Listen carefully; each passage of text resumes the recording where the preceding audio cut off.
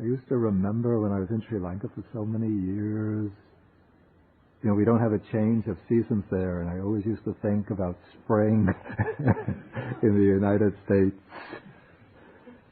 The grass starting to grow, blossoms coming on the trees, birds singing. Now being back here, it's really great to appreciate this. Okay. Namo tassa bhagavato arahato samma sambuddhassa.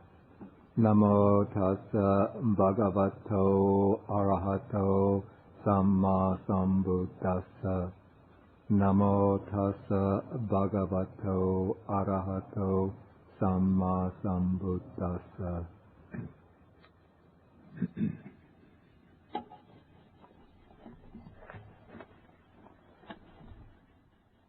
Okay, over the past 6 weeks, I've taken suttas which deal with what I call the approach to the Dhamma. So far we haven't really gotten into the Buddha's teaching in itself, or at least most of the suttas, the substantial part of the suttas that we've taken up deal with ways of approaching the Dhamma, how to investigate the teacher, how to avoid making mistakes by accepting teachings in blind faith or on the basis of unreliable, undependable sources like oral tradition or lineage of teachers, abstract logical reasoning. Okay, so these suttas that we've been studying give us different perspectives on how we prepare ourselves when we come to the Buddha's teaching. And now with today's discourse, we enter into the substance of the teaching itself. And in order to be able to appreciate the nature of the suttas, to see them in some kind of orderly manner, it's important to know a very implicit structuring or structure which underlies the suttas. You call it a kind of... It's implicit in that I don't think that there are texts which actually make this distinction explicit, which explain it.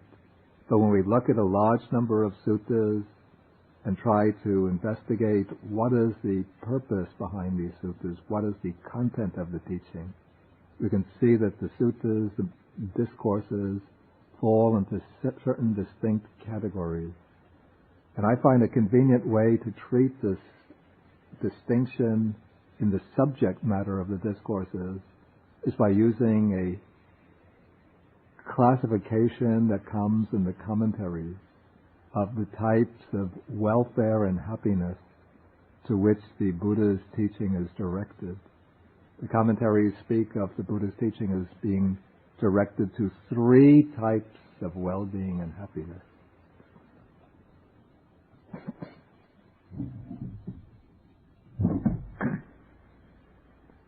Okay, the first is called Ditta Dhammika Atta, which means the good or benefits that come here and now in this present life. And these will be suttas which advocate, for example, the practical measures that will lead people to live together in harmony, in mundane happiness, ways to avoid conflict, to establish satisfactory relations between parents and children, husbands and wives. Suttas, texts dealing with right livelihood, texts dealing with advice to kings on how to govern the kingdom righteously and in ways which promote the well-being of their subjects. talks to the monks on how to live together harmoniously within the order, how to take care of their mundane tasks. People sometimes think that the Buddha teaches only the way to nirvana. But in fact, if you read the suttas, one is amazed at how vast is the Buddha's practical knowledge in so many different spheres and dimensions of mundane life. For example, even in the Vinaya Pitaka, when the monks start living in monasteries after living out in the open during the very beginning of the order, then the practical problems arose in how to construct a bathing room. And they come to the Buddha for answers and then for advice, and then the Buddha gives them instructions on how to construct the bathroom, how to build a toilet, how to clean the toilet. And then we find the Buddha advising lay people on how to live together harmoniously, happily, in virtuous ways within the relationships of their day-to-day lives.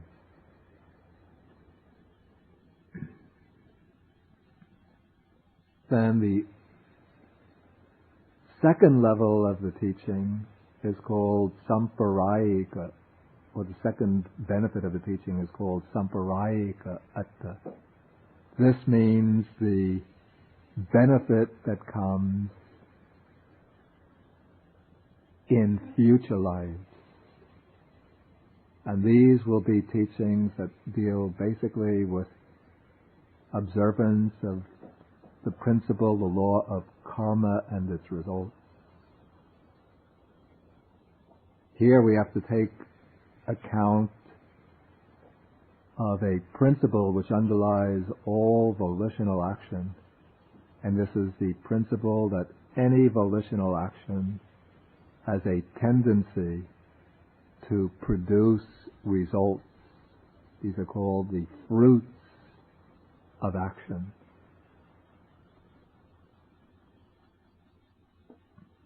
And what governs this process of karma and its fruits is an impersonal, universal, moral law.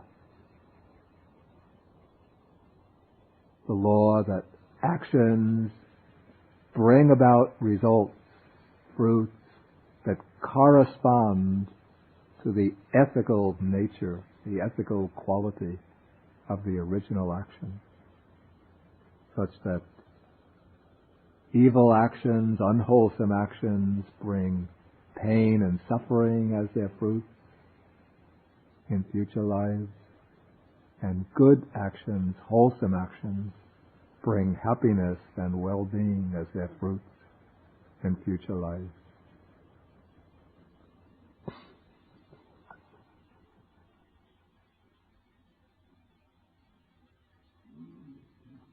And then the third level of teaching is concerned with what is called paramatta, which is the supreme good or the ultimate good. And this in the early suttas is nibbana, nirvana, liberation here and now, which means also release from the round of rebirths, from samsara.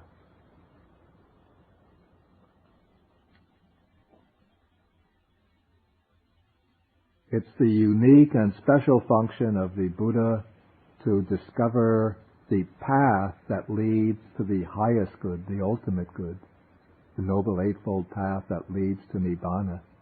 And in a sense, that is the purpose of his arising in the world, and the fundamental, the underlying purpose behind his whole teaching. But the Buddha doesn't teach only the way to Nibbana, but he realizes that sentient beings, people, are at many different levels, and so they have to be instructed according to their particular situations, capacities for understanding. And also we have to note that of these three levels of the teaching, each arises upon the foundation of the preceding level. So that, for example, in a chaotic and lawless society, or in a family which is sundered by tense, unhealthy relationships between husband and wife, between parents and children, it's very difficult to observe basic ethical teaching, and so difficult to follow the way of wholesome action that will lead to a wholesome rebirth. And if one is not engaging in actions that are conducive to a wholesome rebirth, one can't enter upon the way to final deliverance, to ultimate liberation.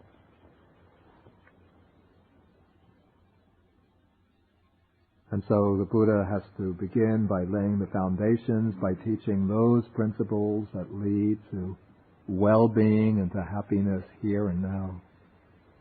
And ethically, they very much coincide with the same principles that will lead to a happy rebirth. And then once people are engaged in leading an ethical way of life, a life grounded in generosity, kindness to others, observance of precepts, right livelihood, then they can cultivate the higher practice, the higher discipline that leads to inner tranquility through meditation, and then to insight wisdom, and from there to final liberation. Okay, so the suttas that we will deal with now over the next few weeks are texts that explain in different ways this basic law of the moral life, the law of karma and its results. And so now we come to the text, which is Majjhima Nikaya number 46, the Mahādhammasamādāna Sutta, which means the greater or longer discourse on ways of undertaking things.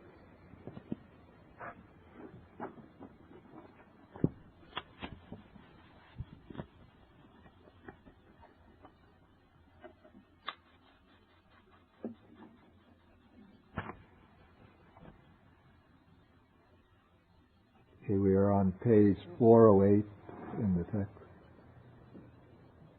Okay, the sutta opens in the Buddha's favorite residence, the Jeta's Grove in Shravasti. And he opens with a statement which sets the theme for the discourse. He says, for the most part, beings people have this wish, desire, and longing. If only unwished for, undesired, disagreeable things would diminish, and wished for, desired, agreeable things would increase. Yet, although beings have this wish, desire, and longing, unwished for, undesired, disagreeable things increase for them, and wished for, desired, agreeable things diminish. So this is, in a sense, we could call this almost like the irony of existence in the world. That everybody, all people, by their own inherent human nature, they want to be free from various types of discomfort, anxiety, distress, conflict, worry, pain and misery, and they long for happiness, well-being, peace, true joy and bliss. And yet, despite this wish, very, very few succeed in achieving this aim. Even though people might acquire a lot of wealth, a lot of power, a lot of fame, but still they find themselves plagued with unhappiness. And so the Buddha asks, what do you think is the reason for this? And then the monks asked the Buddha to give the explanation himself, and the Buddha says he will do so.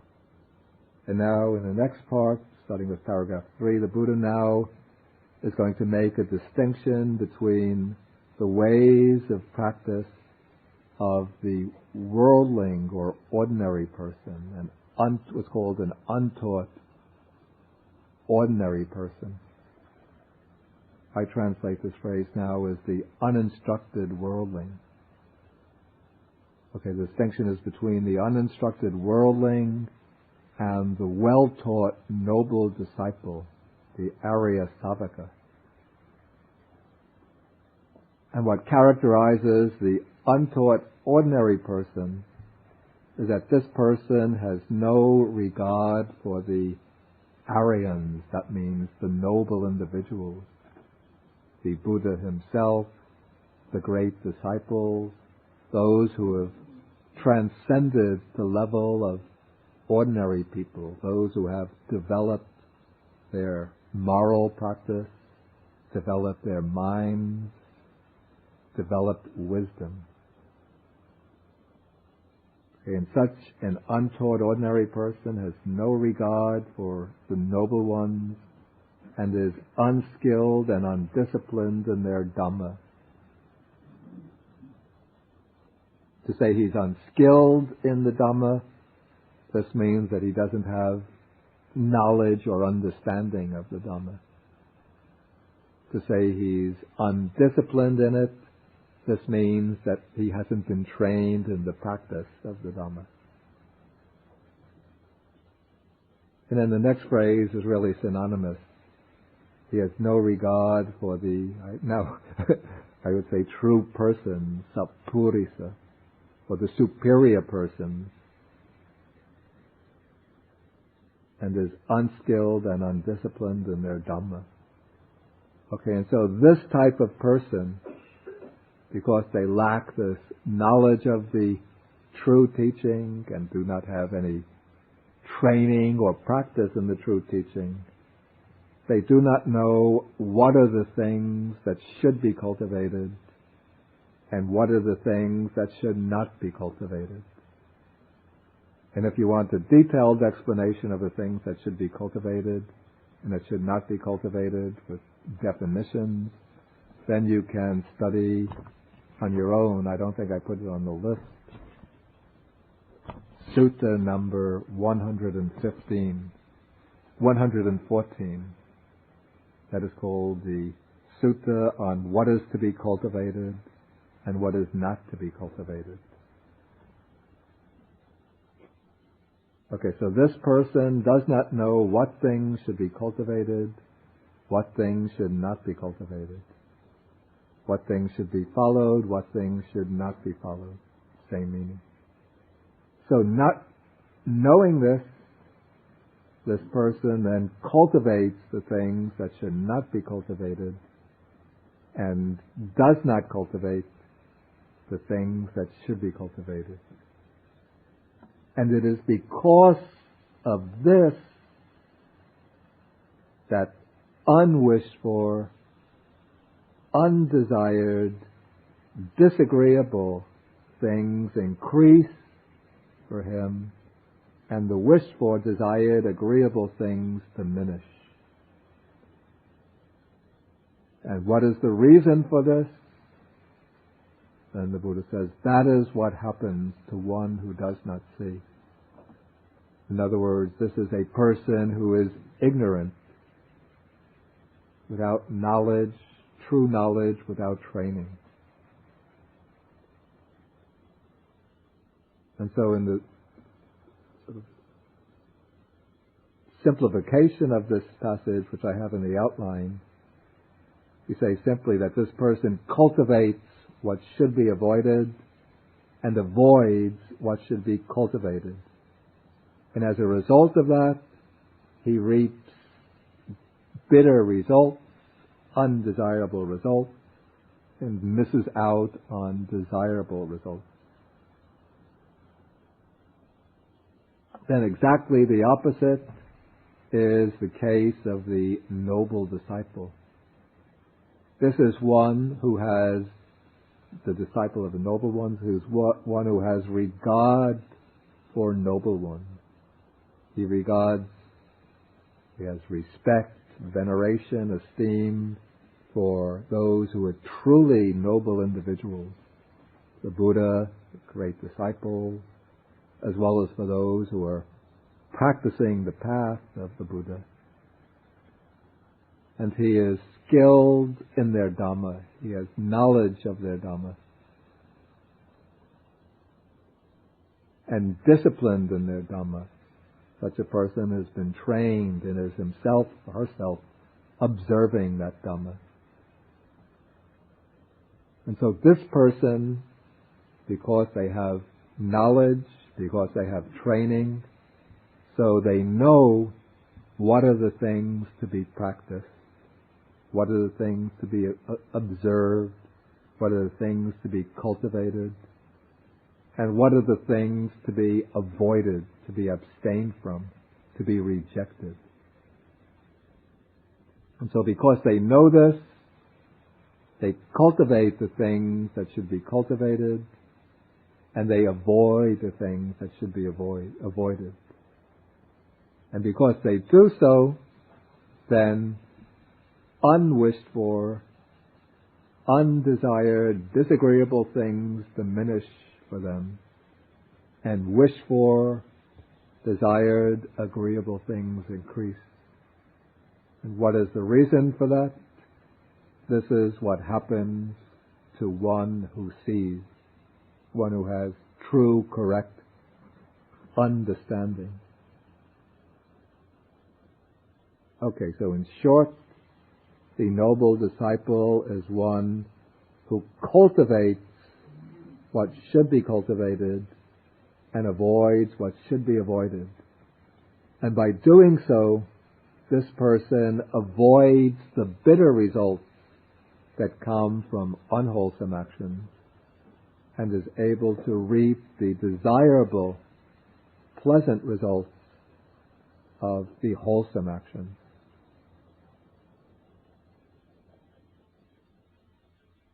Okay, now the sutta has a somewhat convoluted structure. Now the Buddha, in this passage, he's just laid out a general principle.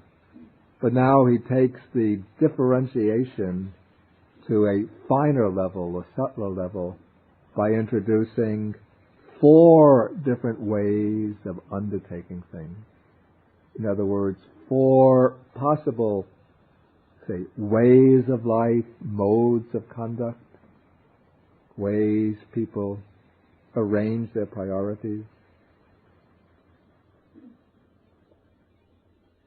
These 4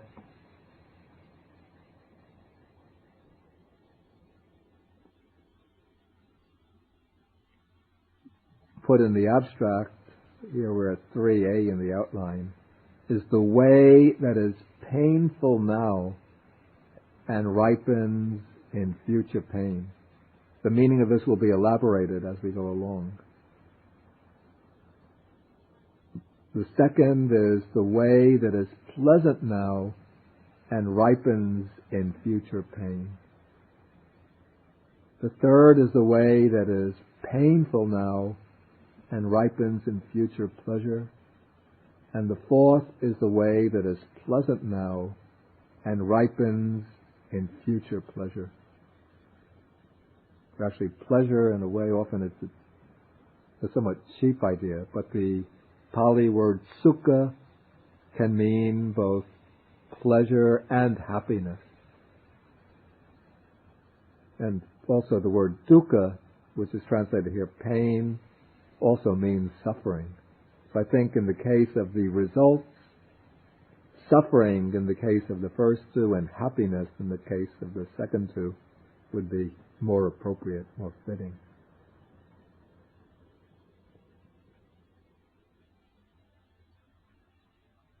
And we could see in this simple distinction of these 4 courses a rather interesting discrimination made by the Buddha. First, we have ways of life, principles of conduct. Some are painful here and now, others are pleasant here and now. But even though different types of action might be painful, might be difficult to follow, give discomfort, require, observe, involve a certain amount of stress, effort, exertion on one's part. Exertion which can be tiring, which requires some degree of struggle and effort.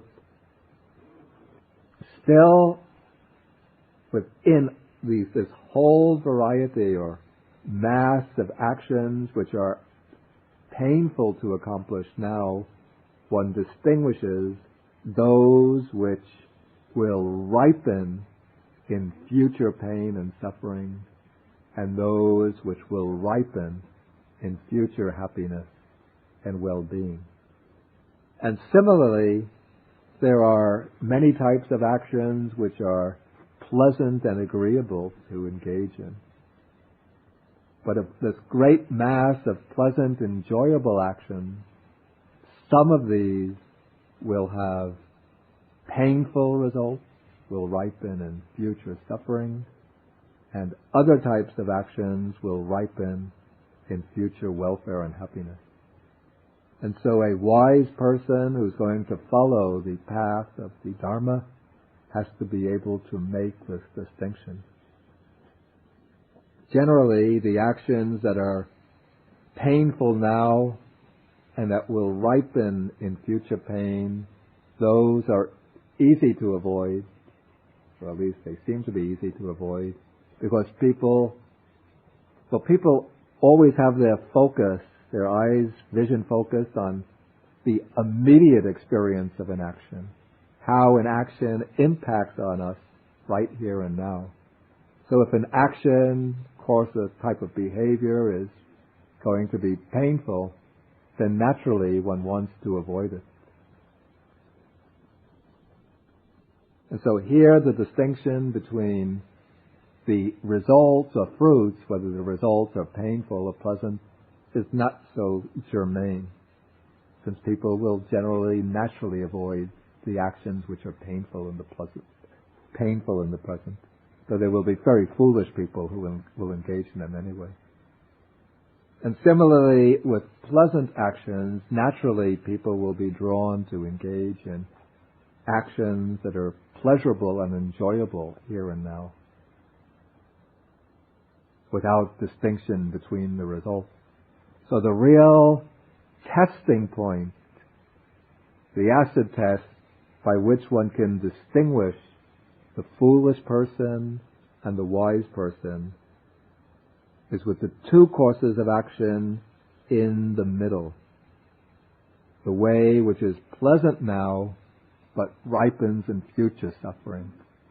That is where the foolish person gets drawn in, seduced, sucked in, and engages in those actions, and then lays the foundation thereby for future suffering. Whereas the person with wisdom who understands the law of karmic cause and effect will recognize that even though these actions might give pleasant enjoyment, but they will ripen in future suffering. And then the other testing point is course number 3, the action which is painful now, difficult now, but ripens in future pleasure. This, the foolish person will avoid, because he doesn't want to bring any present difficulties upon himself. He likes to lead a comfortable, easy life, a self-indulgent life, without regard for the long-term consequences.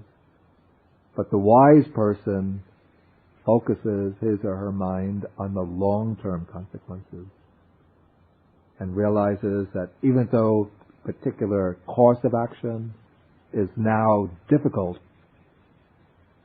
and demands effort, struggle, this way of action will bring greater benefits in the future. So when a person takes up precepts, for example, for many people it involves some degree of conflict or struggle. They have to control their own natural dispositions. Now, if one takes the precept to avoid taking life, one doesn't go hunting and fishing for enjoyment. Even when insects come into the house, one doesn't immediately go for the insect spray and try to kill them, but one tries to get rid of them by sweeping them out, by setting up barriers to them. During the summer, when mosquitoes land on the skin, one doesn't just thoughtlessly go and slap it. One will blow it away.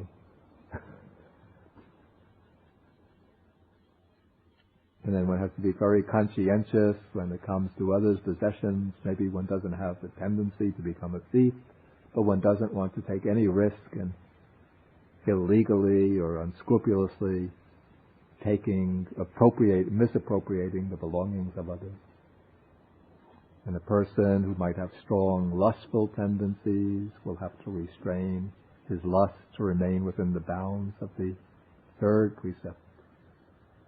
And a person who might find it easy to get along by telling lies to excuse his misdemeanors and telling tall tales to impress others will now have to be very mindful of his speech. And one doesn't go to taverns and bars and parties and enjoy the finest Scotch whiskies and wine, vintage wines.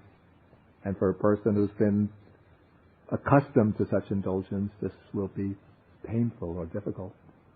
But when one takes up the precepts, though it's difficult at the beginning, one finds as time goes on that they will give greater happiness and peace to the mind right here and now. So one eventually comes to experience a kind of happiness that one couldn't experience without the precepts. And by observing these precepts, one is creating very powerful, wholesome karma, which in future lives will bring one further and further along the spiritual path and bring all sorts of benefits in the future. Okay, so within these four ways, we could see that the testing points for the distinguishing the wise person from the foolish person are the second and the third. But as the sutta will show, that there are some really foolish people who follow the first and avoid even the fourth.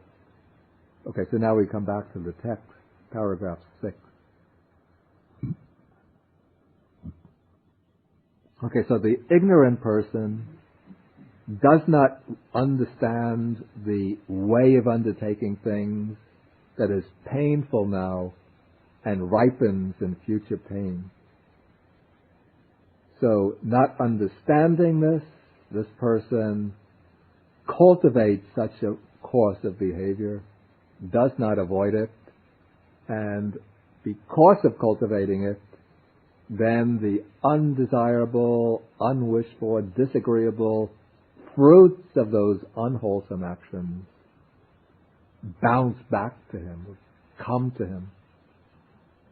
And as a result, disagreeable things increase and the agreeable things diminish. And the reason, this is what happens to one who does not see.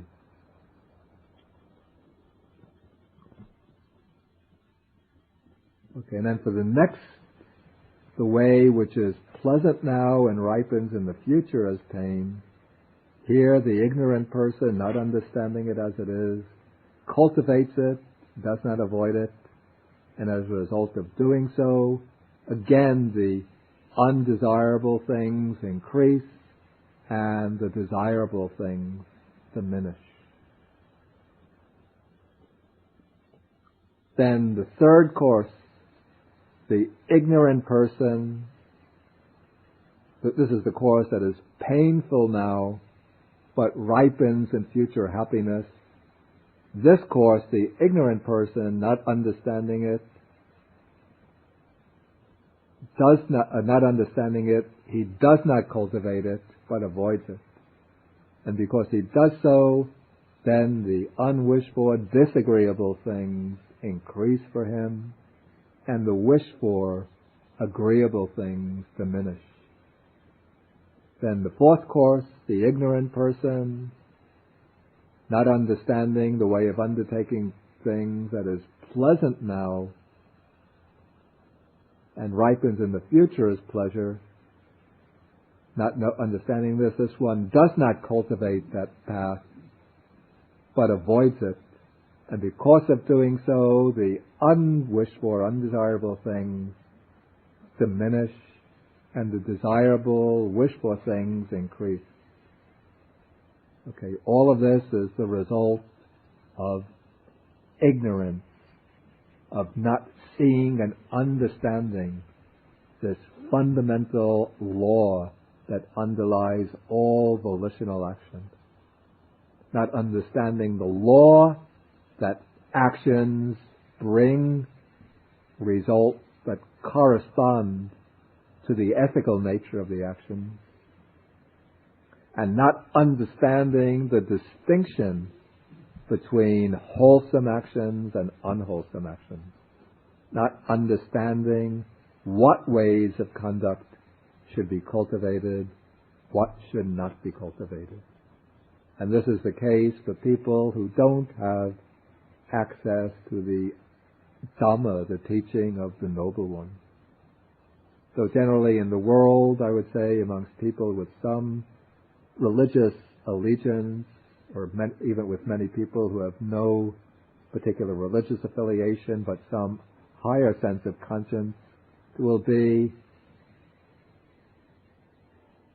a fairly reliable intuition as to what types of behavior are ethical, what unethical, what types of actions should be cultivated, what should be avoided, at least within the limited domain of the ethical life. But even there, I would say that there are limitations.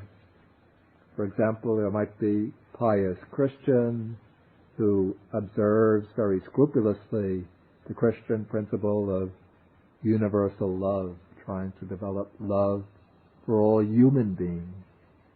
Of course, the Bible says love, or Christ says, love thy neighbor as thyself.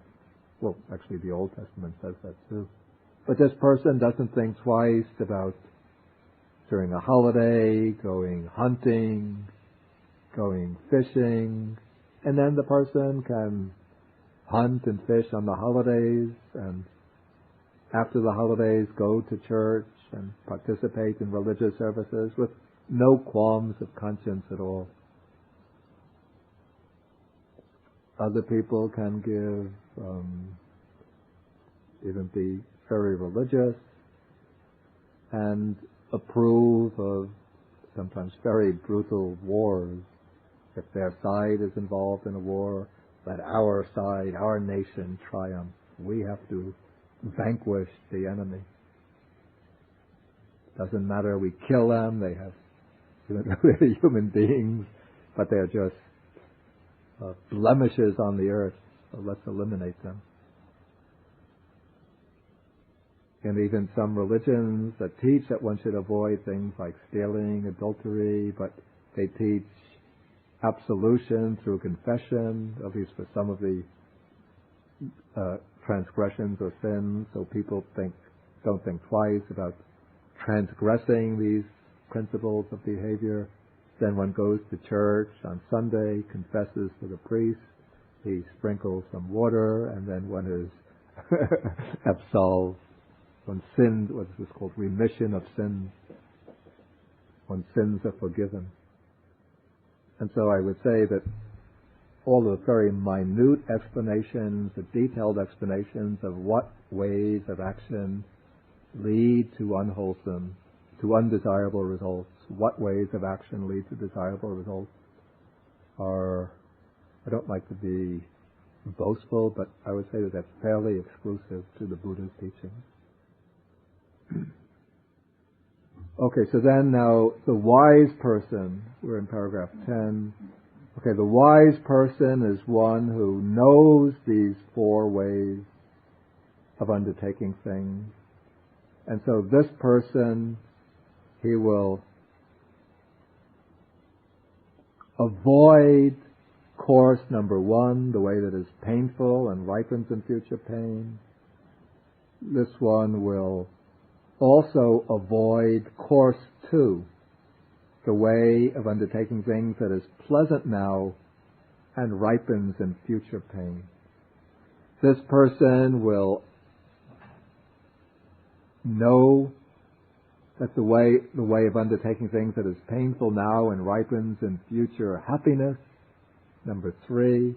And so even though the way might be painful, difficult, challenging, but this person will rise to that challenge, will have the courage, determination to undertake this practice, this path,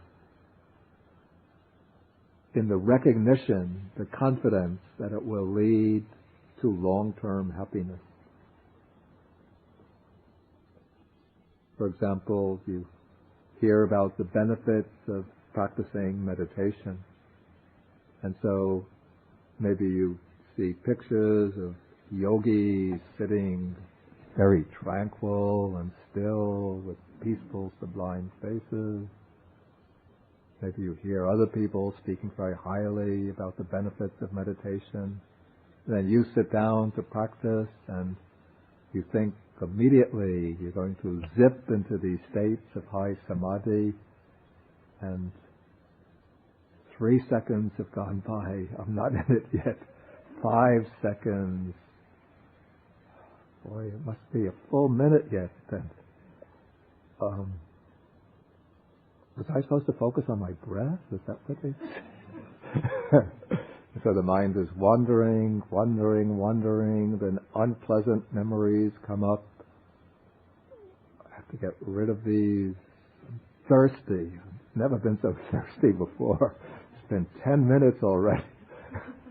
Then the stomach starts growling. Oh, I could use a bite. I'm daydreaming about what's in the refrigerator.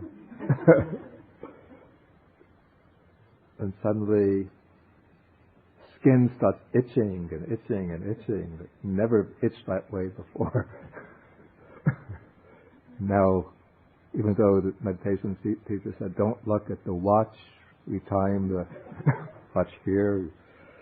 Just one eye opens a little bit. Look at the watch. 12 minutes! And it's supposed to be 40 minutes. Then after 18 minutes, a little pain starts, a little discomfort, the right knee, and the back starts paining. But, okay, so it becomes at the beginning very uncomfortable. And maybe for a long, long time it's uncomfortable. But one recognizes that this is a way of practice that will bring benefit. And then sometimes while you're sitting, again the mind is running, body itching, pain in the legs. But then maybe just for 1 or 2 seconds, suddenly the mind comes together, it settles down, and maybe stays with its object 5, 10 seconds, and then some happiness or joy out of unexpectedly comes into the mind and gives kind of compensation or confirmation of the value of this practice. And then as you continue week after week, month after month, year and after year, you find maybe immediately you're not getting into this blissful, rapturous state, but in your day-to-day life, you can deal with situations more calmly, more effectively, more peacefully. You feel an inner happiness, inner glow in your daily life. And then this will confirm even more strongly the value of the practice. And this goes on till maybe at some point you can, with enough diligence and determined effort, enter into these states of joy and bliss and peace. Okay, so this is the way that's painful now, but ripens in future pleasure. And then the fourth, the wise person knows the way that is pleasant now and ripens in future pleasure. And so he will cultivate this way of undertaking things and not avoid it. And so because the wise person avoids the first two courses, the disagreeable things diminish. And because this person cultivates the third and fourth ways, then the desirable, pleasant, agreeable things will increase.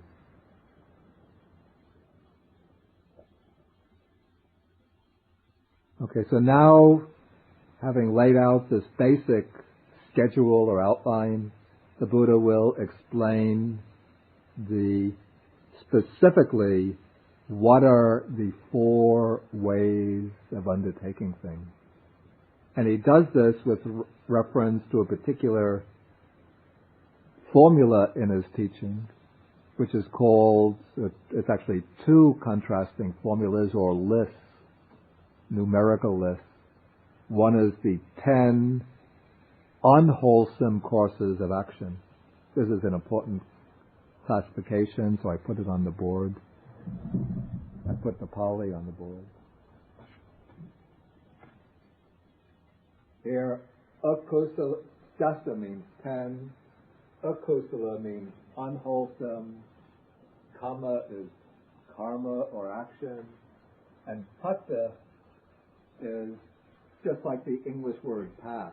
Both come from the same original stem, Indo-European, the same family, Indo-European family of languages. So it's 10 paths or courseways of unwholesome action. And the opposite are the 10 courseways, 10 paths of wholesome action. And we meet these countless times in the suttas, in the Nikayas.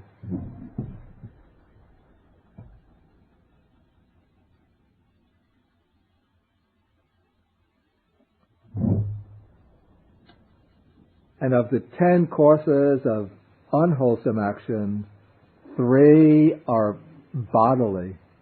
We speak about 3 doors of action. We call these kama dvara. Dvara, again, is like the English word door. It has the same etymological root. So the 3 doors of action are body, speech, and mind.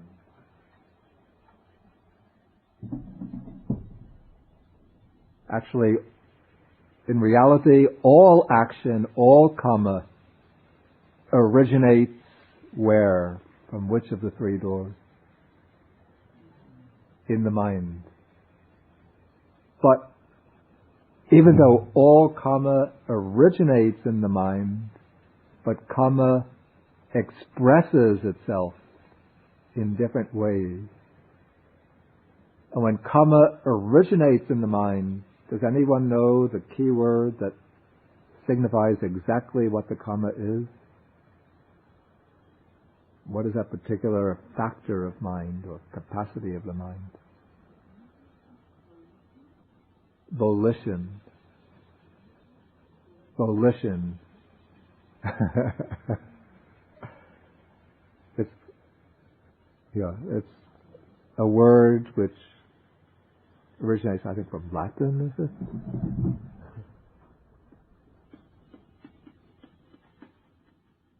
In Pali, it's called Chaitanya. The Buddha says, in the Sutta, he says, it is Chaitanya that I call action or karma. In other words, it is volition or intention that I call karma. For having willed, thought out an action in the mind, then one acts through body or speech, or one just forms the thought. And so volition, the mental activity, sometimes it will express itself through the channel of the body. It will activate the body so that one engages in some physical action. Sometimes the volition, that faculty, function of mind, will activate speech, so one speaks in certain ways. And very often, one will have intentions, wishes, desires that don't express themselves in bodily and verbal action, but they just remain as thoughts. That is purely mental action. Okay, so there are 10 courses of unwholesome action. And now one can engage in these courses of unwholesome action. Some people will engage in them with an unpleasurable state of mind. So someone in pain and grief kills living beings and experiences pain and grief that have the killing of living beings as condition. Perhaps this could be somebody who is employed, say, in some of the armies, even in armies today, one might be drafted into an army, conscripted, forced to kill, one doesn't want to kill, but still one goes along, one doesn't resist that. And so the mind feels pain, unhappiness, but one proceeds with the killing. Or somebody is forced into the occupation of a butcher, or maybe one enjoys killing, but at the time when actually engages in the killing, then the mind even just temporarily experiences pain and discomfort. And similarly with the others, with stealing, with taking the belongings of others, engaging in sexual misconduct, speaking falsely. Actually, I didn't really go through the 10 courses of action. Okay, with regard to the body, there are 3 unwholesome courses of action. What are those 3 unwholesome courses of action? Killing or destroying life. That is a volition, the act of mind that motivates the person to physically engage in the act of killing. Generally, the act of killing is done physically. But not only physically, it's also recognized that the act of killing can be committed verbally. For example, I have perfectly clean hands. I've never killed a soul in my life, even though I am the dictator of a totalitarian dictator. So I order my secret police, take this man in the back, get rid of him. So I round up all of the miscreants in the kingdom and bring them up. And the king sits on his throne and says to the executors, take this one, off with his head, off with his head, off with his head. So this person is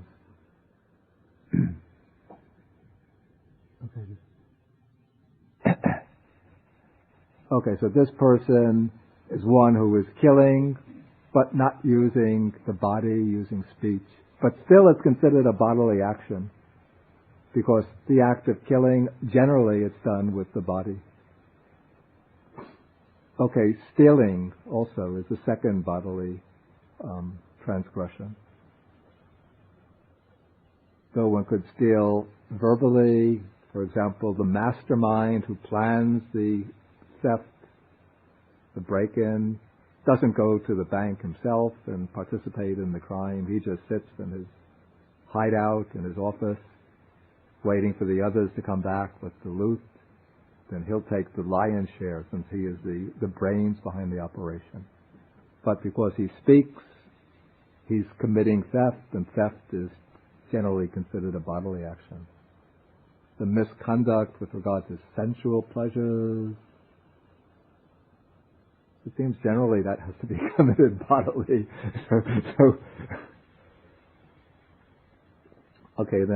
So there are 3 types of unwholesome action with the body, then 4 types of unwholesome action with speech. What are the 4 types with speech? Lying, speaking falsehood. In a sense, one could also speak falsehood bodily by writing a letter in which you tell a lot of lies to get a promotion at work. You falsify your previous work experience, your credentials. You write it, type it. But even though that's a bodily action, but since communication is involved, it's considered a verbal action. So, that's falsehood. The next is malicious speech. This means speaking words that are intended to divide people who are in friendly, harmonious relations. We'll find them defined more fully when we come to some other suttas. Then harsh speech, speaking in ways that hurt the feelings of others, speaking angrily to others, being sharply critical of others without the intention of benefiting them. And then just engaging in idle chatter, gossip. Again, all of these can be done either directly by speech or by writing. I guess mute people could all use hand signals to convey falsehood, or to slander, or to perhaps even to utter harsh speech, or to gossip. I guess they also gossip using hand signals. And then the last 3, 8, 9, and 10, remain purely mental. These are covetousness, which means actually desiring to gain possession of the belongings of others. Covetousness here is stronger than simple greed. Greed is simply that you want to get things to enjoy for yourself. And greed itself is unwholesome, but it's not an unwholesome course of action. I'll explain what's specifically meant by course of action in a moment.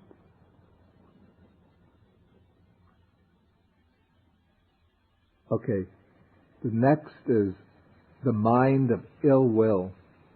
But to be a course of action, kamapata, the mind of ill will, it has to be something stronger than mere anger or dislike. That's also ill will. But the ill will, which is a kamapata, course of action, is the mind of ill will that actually wishes for the harm of somebody else, that wishes to inflict pain and suffering on another. Like one has a person that one is very friendly with, and maybe then one has some disagreement with that person, and then you feel angry at that person. Even the person so upsets you, maybe you have some heated political disagreement, and so you don't want to talk to that person. You want to avoid that person. And so you could say you have ill will towards your friend, but then if the thought comes, would I really want my friend to get seriously sick, to die? No, if you hear the word comes that your friend now is fallen sick, even though you haven't been speaking to each other for a week, but you go for the telephone, call up, speak to his family, ask how he is, if it's all right for you to come over to visit, and you go over and visit, and all of the differences dissolve, and you're buddy-buddy again. The hot political disagreement is forgotten.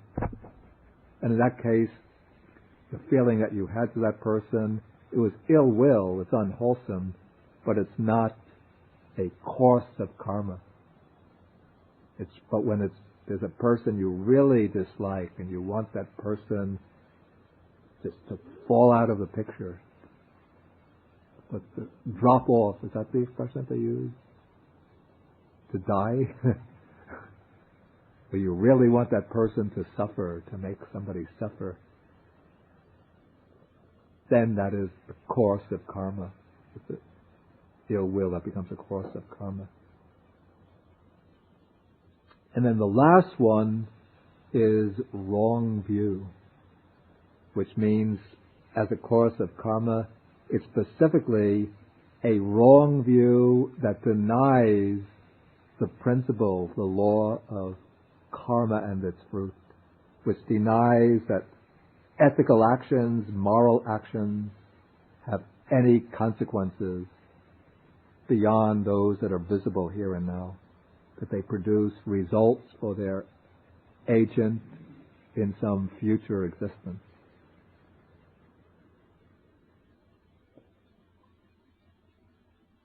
Okay, now the specific defining factor, there's a distinction between a course of karma and a simple karmic action.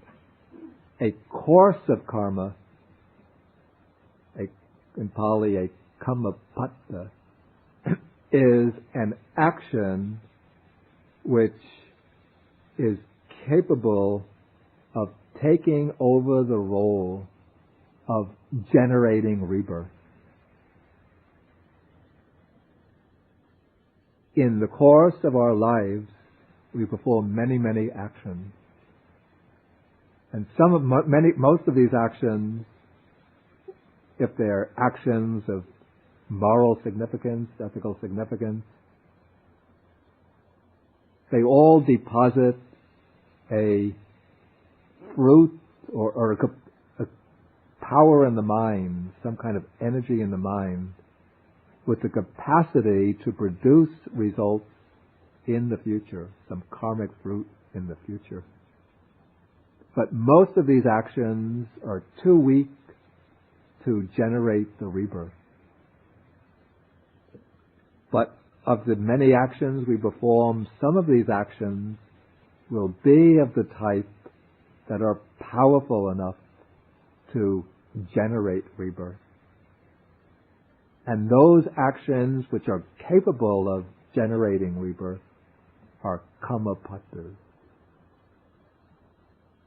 And so those actions are classified in these 10 basic categories. And of the 10, they fall into, apart from this distinction between bodily, verbal, and mental, they fall into 3 other groups. One is concerned with the domain of ethics. The second is concerned with the domain of mental purification. The third is concerned with the domain of wisdom.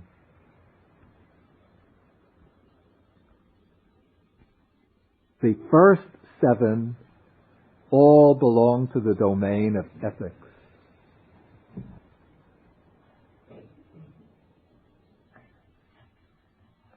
Okay, so the 3 domains are sila, or ethics, chitta, or mind, and here ditti, which means view.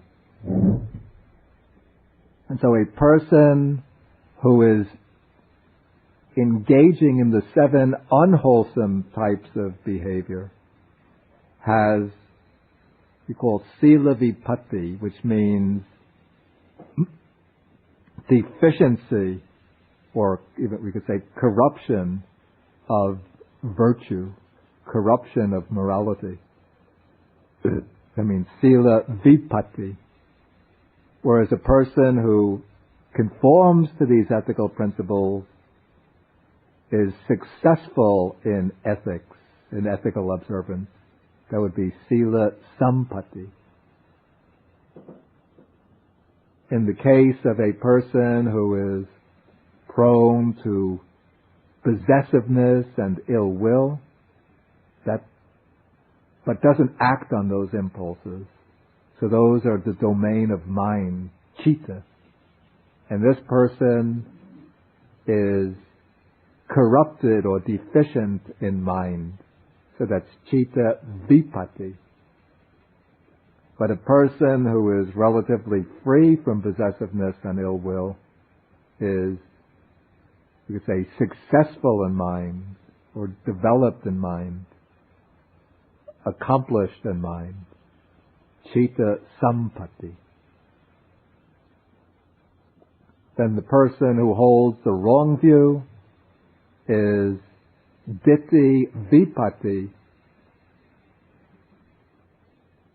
deficient in view or understanding, corrupted understanding.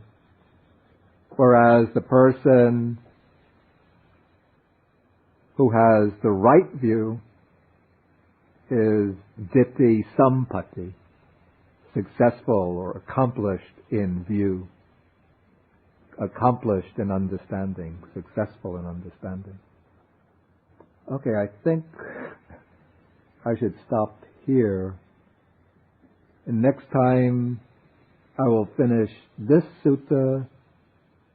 I don't think it will take long to finish, because once we lay out the basic principles, as I've been doing today, then the rest just follows almost in a matter of course. And then, as I expect to finish this sutta next time, then we will take sutta number 57. That is, make sure it's the right one. Yeah, this will be a little amusing at the beginning, a touch of humor here. The Kukura Vattika Sutta, the dog duty ascetic. And Sharon, don't bring your dogs next week. What? Dog. I don't mean dog duty in that sense. Okay, any questions? Comments? Yeah. Yeah. That is so, that is so. That is so. But at first one has to see. Then one has to train oneself in accordance with one's insight or understanding. But it does take more than just seeing or understanding, but one has to make an effort of training. In fact, at the beginning, there's very often this conflict.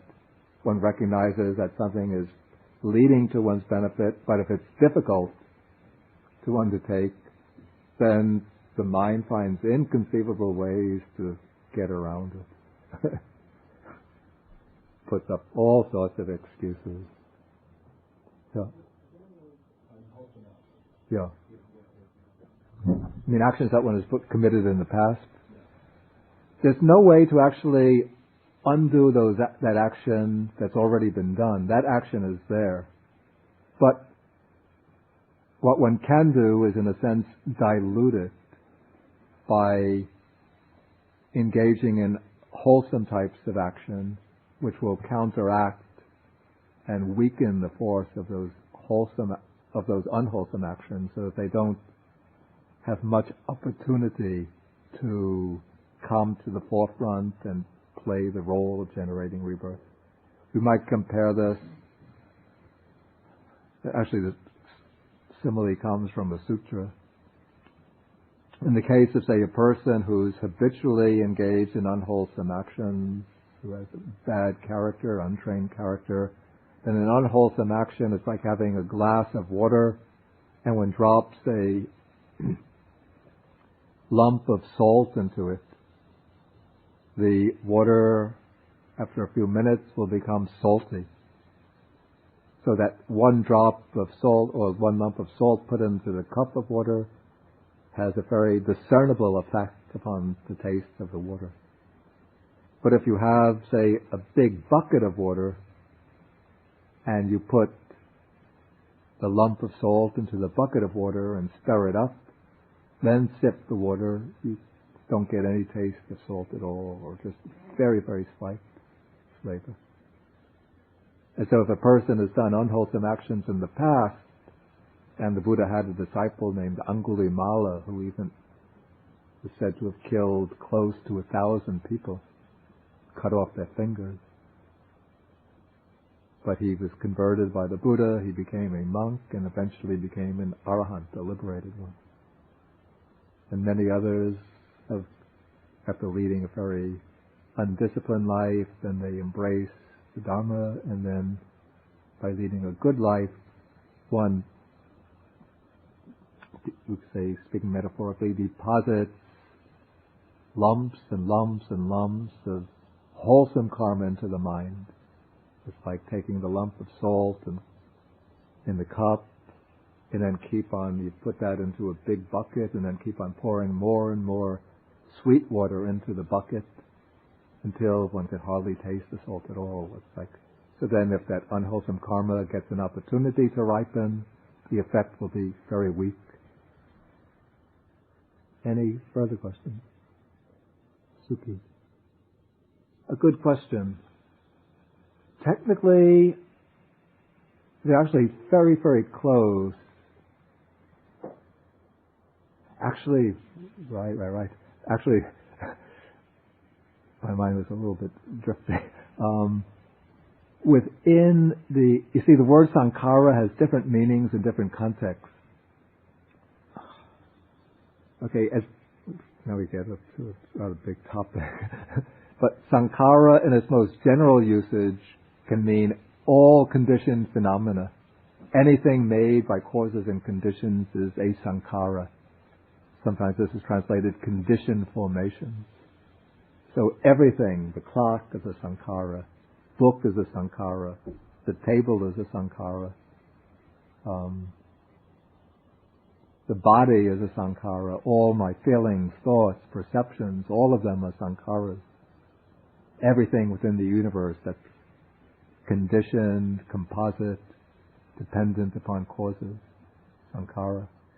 But then sankhara has a more specific meaning as one of the 5 aggregates, the 4th aggregate. So this is the aggregate which includes the sometimes translated mental formations. I use volitional formations. This includes all types of mental factors except feeling and perception, which are aggregates of their own. But then, sometimes, and this is specifically in the case formula for dependent origination, avijja paccaya sankhara, sankhara paccaya vijnanam. In that formula, sankharas, volitional formations, are identical with chaitana, with volition. So chaitana and sankhara are synonymous in that context. Yeah, that's a good way to put it. So also I think we could see sankharas as being responsible for the results too. In fact, let's put off your question till next week, because in the sutta that we're going to take next week, the Dog Duty Ascetic Sutta, the word sankhara plays a major role there. So then we will discuss the word in that context. Okay, it's gotten quite late now. So we will stop and then continue next week. I hope next week I could sing, "Welcome, sweet springtime, we greet thee with song. That the birds are a-singing, flowers are blooming." Okay. Dedicate the mirror. Share the mirror. Akasata chabhumata devanaga mahedika punyantang anumoditva chirang rakantu sasanang. Akasata chabhumata devanaga mahedika punyantang anumoditva chirang rakantu desanang. Akasata chabhumata devanaga mahedika punyantang anumoditva chirang rakantu tam sada.